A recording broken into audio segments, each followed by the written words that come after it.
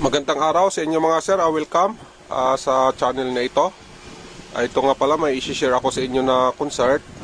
Stereo karaoke amplifier ito, EB6 Auto. Sabi ng may-ari nito mga sir, wala daw itong tunog sa kabilang channel. Yung isang channel naman, may tunog naman. Ito mga sir, buksan ko lang, alamin natin kung ano naging problema ng unit na ito. Ito mga sir, yung laman ng 6 Auto, kaya lang napakarumi nito. Bali ang gawin natin dito, linisan natin. Yan yung mga pisa na nakasit up sa 6 Auto. Yung output nya bali 8 piraso mga sir.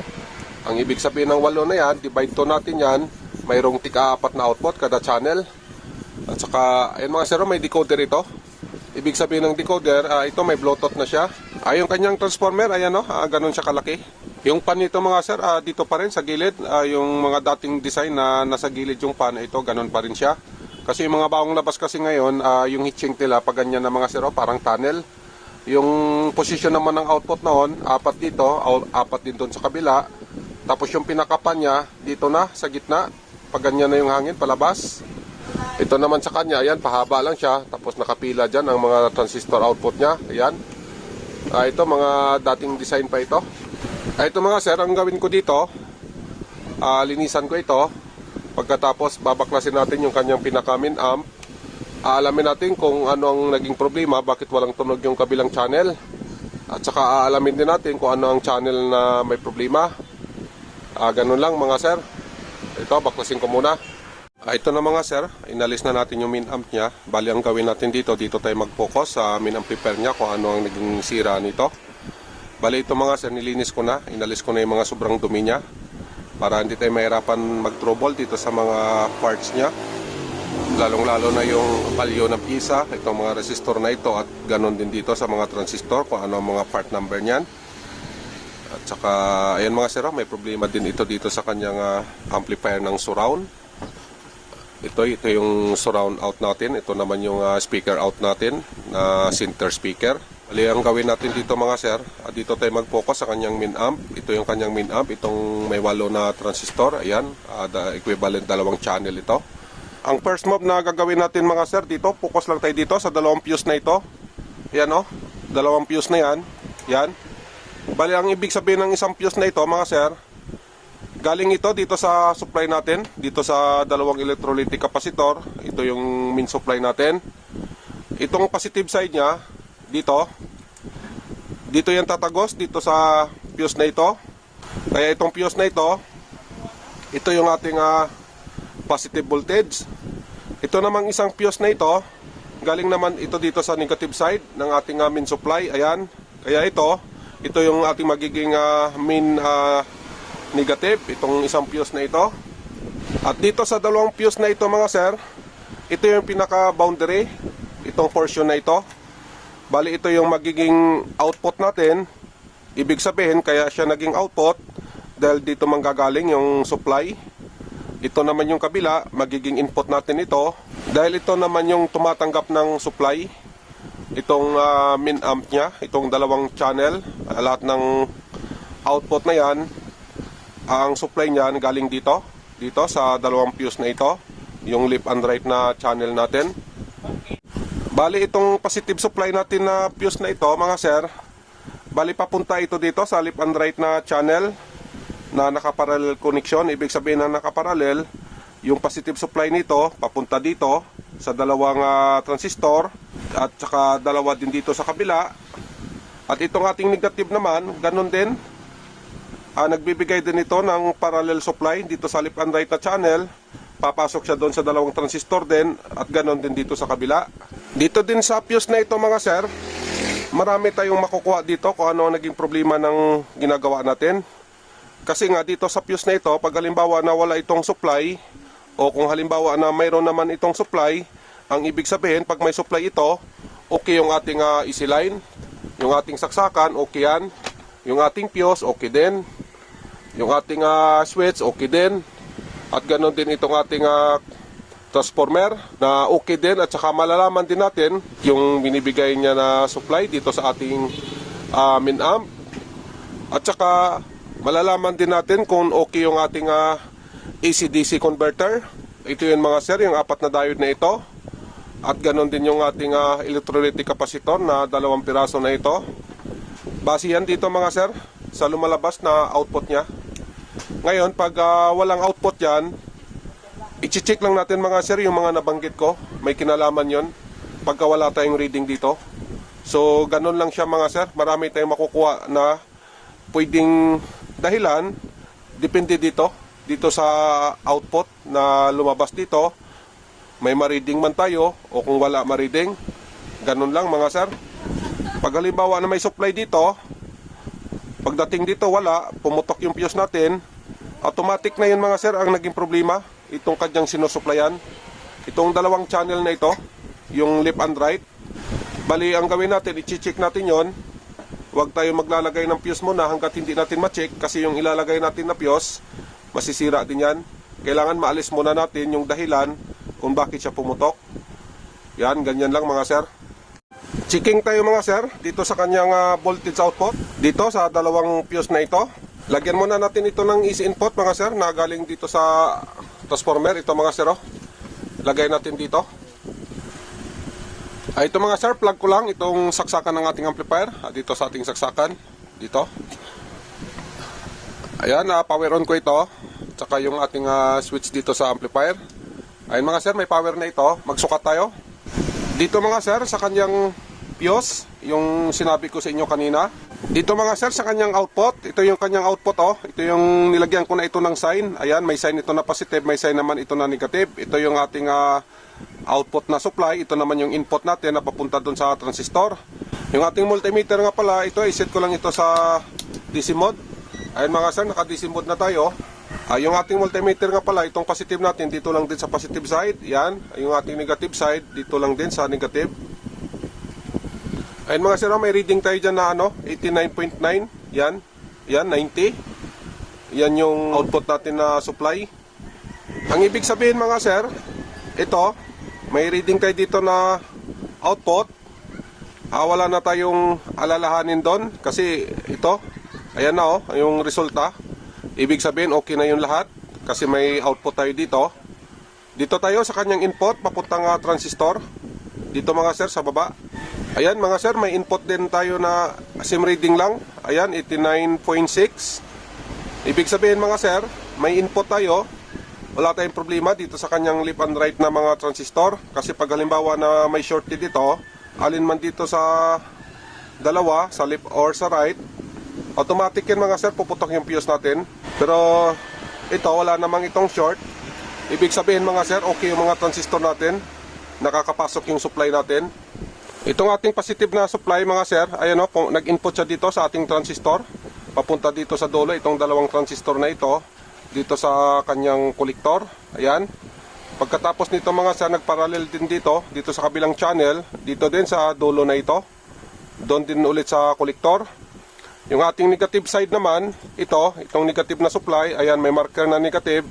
Dito naman siya pumasok sa transistor, dito sa right na ito. Ayan, yung ating negative supply, nagparallel din, papunta dito sa kabilang channel. Dito din na area mga sir. Ayan yung nila, sirkulasyon. Bali, ang gawin natin mga sir, kasi okay naman yung supply natin, mag-voltage bias tayo. Ito, unahin muna natin yung dito sa left channel niya. Dito mga sir, umpisa natin dito sa dulo. Dito sa kanyang base at saka emitter. Ayun mga sir, wala tayong bias dyan, walang reading. Dito tayo sa pangalawa. Ayun mga sir, wala din. Dito tayo sa pangatlo. Ganon din mga sir, wala din tayong reading. Dito sa huli. Yan, ganon din, wala din. Ibig sabihin itong channel na ito, wala itong bias. Dito tayo sa right channel natin. Dito sa dulo, dito tayo mag-uumpisa. Ayun mga sir, mayroon tayong reading dito na 0.4. Ibig sabihin okay ito. Dito tayo sa pangalawa. Yan, ganun din. Dito tayo sa pangatlo. Ayun mga sir, okay din. Dito tayo mga sir sa huli, sa pang-apat na. Ayun mga sir, ganun din yung reading, 0.4 din. Ibig sabihin itong channel na ito, itong right channel niya, okay ito. Bali ang problema natin itong left channel niya. Bali ang gawin natin dito mga sir, alamin natin mga sir kung ano naging dahilan bakit wala itong voltage bias. Bali ito ang sundan natin, itong line na ito. Ayan mga sir, may linya siya dito na papunta doon. Dito sa kanyang driving section na ito. Ay ito mga sir, baklasin ko lang para aalamin natin kung ano ang naging problema sa section na ito. Ang ginawa ko nga pala dito mga sir, ito naghang ako ng mga resistor, ayan. Kasi ang bala ko dyan, i-check ko lahat yan.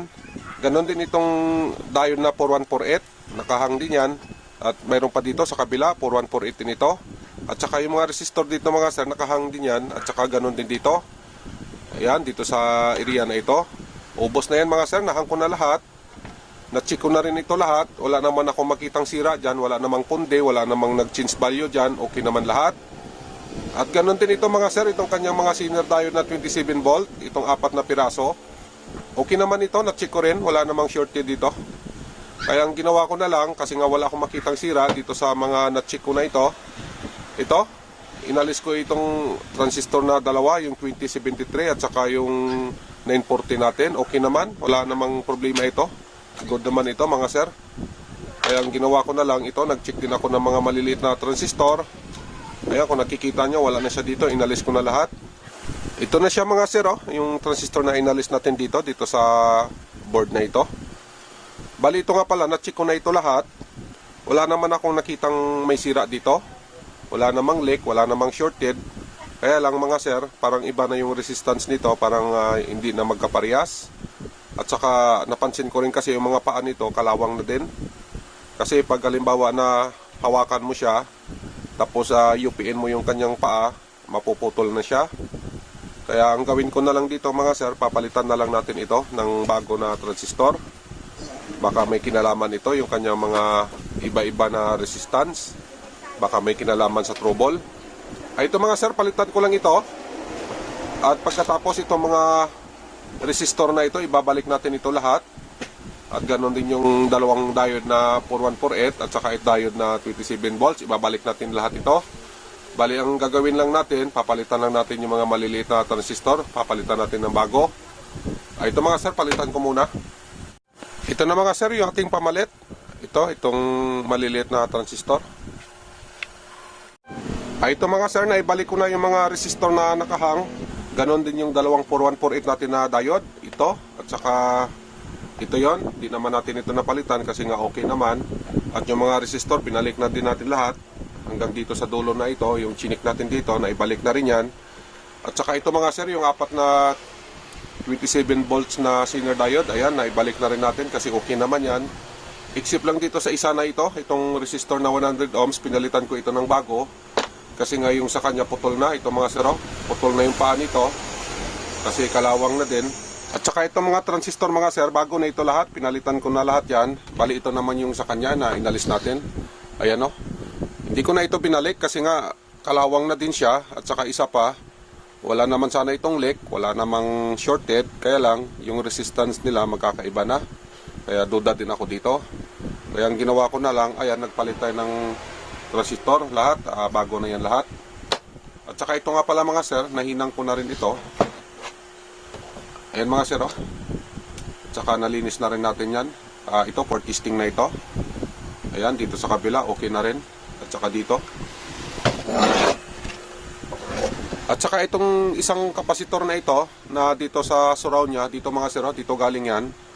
Yung surround na amplifier nito. Hindi na natin ito palitan kasi hindi naman ginagamit ng may-ari itong portion na ito. Bali, ang ginagamit niya lang dito, ito lang yung pinaka min amp. Kaya di na natin ito gagalawin. Itong portion na ito. Ito mga sir, try na natin itong ginawa natin. Sana wala nang ibang problema. Sana okay na. Ito, lagyan natin ng input dito na supply. Testing tayo. Ganun ulit yung gagawin natin. Kanina, yung voltage bias na yon. Kasi yung isang channel nito walang bias. Yung isang channel okay naman. Ito mga sir, try natin kung may pagbabago sa ginawa natin. Lagyan ko lang muna ito ng supply. Checking tayo mga sir sa ginawa natin. Itong ating multimeter nga pala, set lang natin ito sa DC volt. Ayun mga sir, naka DC volt na tayo. Yan. Ito, plug in muna natin yung ating ginagawa. Dito sa ating outlet. Ayan, naka-plug na yan. Power on natin ito. Ayun mga sir, may power na ito. Ayan. Dito sa kanyang main switch ng amplifier. On ko na rin ito. Ayan mga sir, nakauna. Dito tayo sa voltage output o sa dito sa main supply niya mga sir. Ayan, nilagyan ko na ng sign yan, positive, negative, yung panukat natin. Ganon din ang gawin natin kagaya doon sa ginawa natin una. Dito natin ilalagay yung ating positive. Ayan mga sir, dito yung negative. Ayan mga sir, yung kanyang output, 91.5 volts. Dito tayo sa input na papuntang transistor. Ayan mga sir, same reading lang. Ibig sabihin, okay, nakakarating yung supply natin doon sa mga transistor. Bali, ang gawin natin mga sir, kasi ang problema nito, walang voltage bias, yung kabilang channel. Itong left, ayan may nakalagay na left. Ito naman yung ating right. Dito, unahin natin yung dito sa left. Dito lang mga sir, sa kanyang base at saka emitter. Dito tayo mag-bias. Ayun mga sir, normal yung bias niya, nasa yan, 0.4. Dito tayo sa pangalawa. Ayan, ganun din, 0.4. Pangatlo. Ayan, 0.4. Ganun din. Dito sa huli. Ayun mga sir, 0.4 din. Ibig sabihin, okay na yung left channel natin. Dito, double check tayo dito sa kanyang right channel. Ayan mga sir, 0.4 din. Okay naman. Dito tayo sa kabila. Ayan mga sir, ganun din 0.4 din ang bias dito. Dito tayo sa pangatlo. Ganun din mga sir. 0.4 din. Dito tayo sa huli. Yan, 0.4 din ulit. Ibig sabihin mga sir, okay din yung right channel natin. Okay na lahat. Pantay na sila, yung left at saka right natin. Ang susunod na gagawin natin mga sir, dito tayo sa speaker out. Dito sa baba. Ayun mga sir, nilagyan ko na rin ng sign yan. Ito yung ating left output, right output. Ito naman yung ground natin.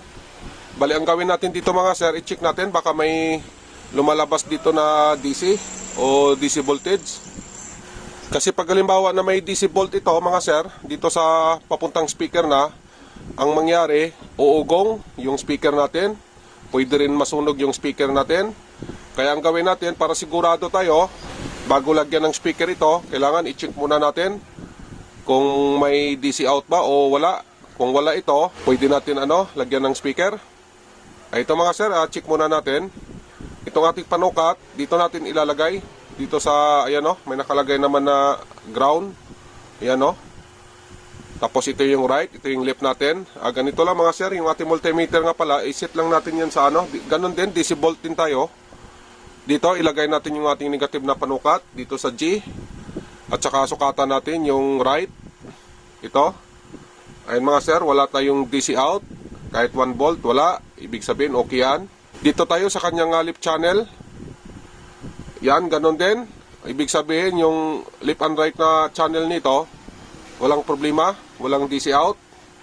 Ito, ulitin natin. Ito yung kanyang right channel. Ayun mga sir, walang DC out. Dito tayo sa left channel. Ayan, okay naman. Ayan mga sir, okay na. Bali, ang gawin ko dito, testing tayo. Ko muna ito, i-assemble dito. Diyan, ilagay natin dito.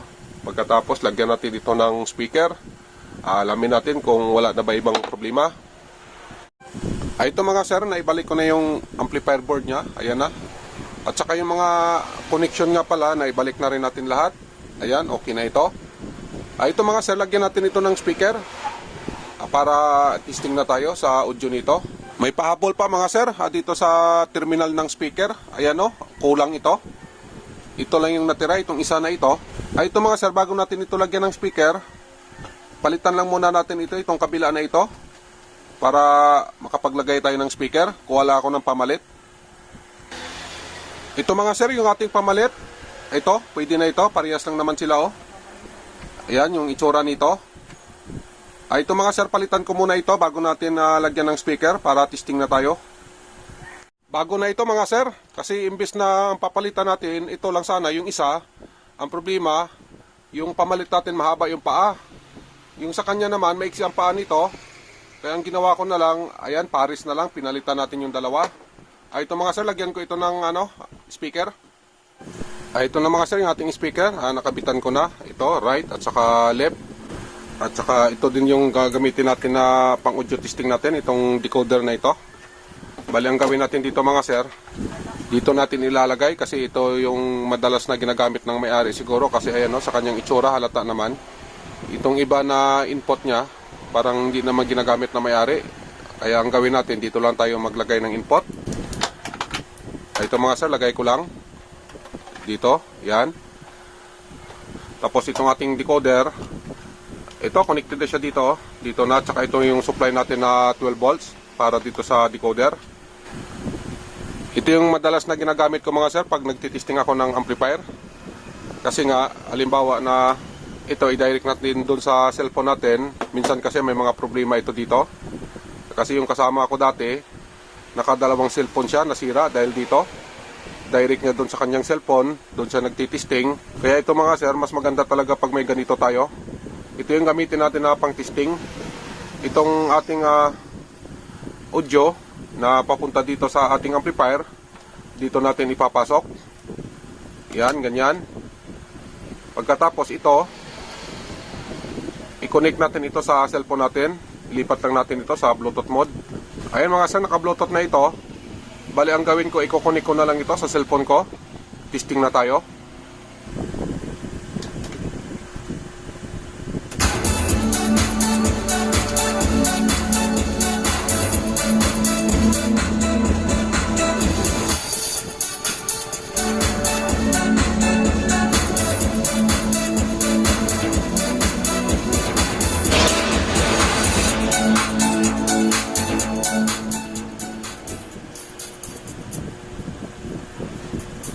Natry ko na mga sir kasi yung cellphone ko ang nakakunik dito sa Bluetooth decoder natin. Okay na mga sir yung kanyang tunog. Nag-try din tayo dito sa kanyang balance. Okay naman, nag-react naman ito. Ibig sabihin yung left and right na channel natin, okay na yon. At saka malinis naman yung kanyang tunog mga sir. Hanggang dito lang tayo mga sir. Kung nakabinipit kayo, pahingi na lang din ng like at saka subscribe. Sana magustuhan niyo itong pag-share ko sa inyo. Sana makatulong naman. Mabuhay kayo mga sir. God bless sa inyong lahat. Mag-iingat kayo lagi. Pa-support na lang mga sir sa channel na ito. Channel nating lahat ito mga sir. Maraming salamat sa inyo. Bye-bye.